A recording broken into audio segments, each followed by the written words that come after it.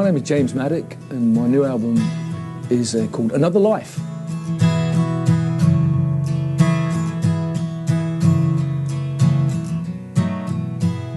I was born in a place called Leicester, which is right in the middle of the UK, 100 miles north of London, and I lived there for my early years. Then I moved to London and lived there, and then about 10 years ago I moved to New York City, and I'm very happy here. It suits me.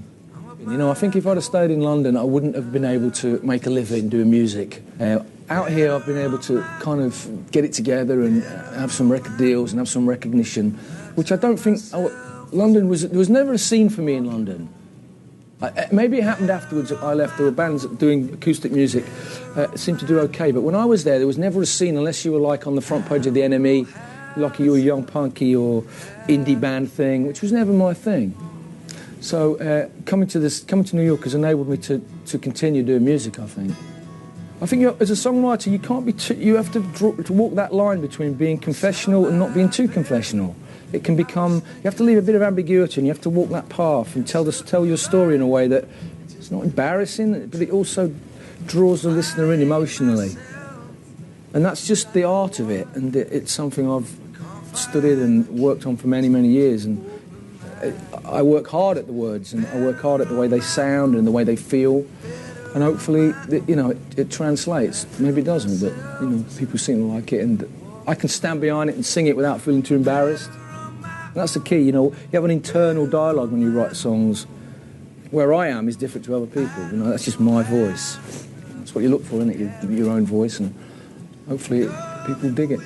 I started playing the guitar when I was like 11, and I was writing songs when I was 14. I didn't write a decent song till I was in my mid-30s, like early 30s. I wrote all these songs, and embarrassingly, some of them are out there, yeah. So I just never got it together, whereas other people hit their stride real early. They're just great writers straight off the bat. You see people like Springsteen or Neil Young, and they just come fully formed as artists. They're there, bam. Others, it's a journey, For me, it's been much slower. I saw Rick Rubin on television the other day on that Sound City documentary, right? And he just said, just play what you love, man. Get out there and play it and enjoy it and record what you love and do what you love. And it's as simple as that, really. Just if you love doing it, just do it.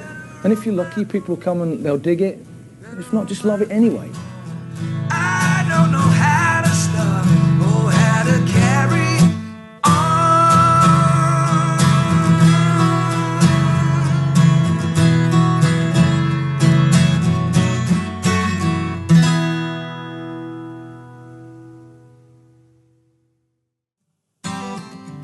It was a bit of a concept album insofar as it's a collection of old songs and new songs.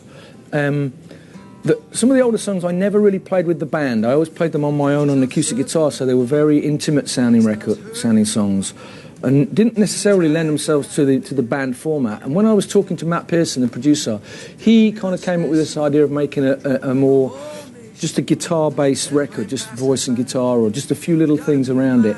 And these were the songs that found their way. It lived in that place, and I wrote some more songs towards the end of last year, which also found their way onto the record. So it's a kind of collection of new songs and old songs, but they seem to have a kind of concurrent theme about the road not taken, or things maybe you should have done, maybe you didn't do, maybe you want to do. It's kind of a reflective introvert collection of songs, and there is drums on it. And there is great guitar playing from Larry Campbell, and but for the most part, it's a quiet record. Larry is a wonderful multi-instrumentalist. He's famous for playing with, Bob Dylan for many years, but I think countless people. And he's just he plays the mandolin, he'll pick up the violin, he'll play the guitar, anything with strings on it. He's got a beautiful ear, and he's, for me, it was a real privilege to play with somebody like him, because he's a real master. Tony Scher on the bass, who is also an astounding guitar player, but also a wonderful bass player, and a guy called Kenny Wollesen, who played the drums. And they were and Ollie Rockberg, a guy from my band who plays keyboards on it. They were the main players. But as I say, it doesn't. A lot of the songs don't really have drums on it. They're just more percussive. Bashiri Johnson played the percussion on that, who's, played with Michael Jackson, and he's fabulous. So I was very surrounded by really incredible people. And I'm incredible as well, so it just all came together.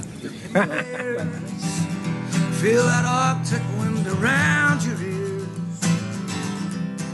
We all want another life. You know, I'm like 51 now, and I don't have kids, and you know, you think about that and whether you're going to have kids, and I mean, just the thoughts that go through my tiny mind, really, when I'm lying at home on my own, crying.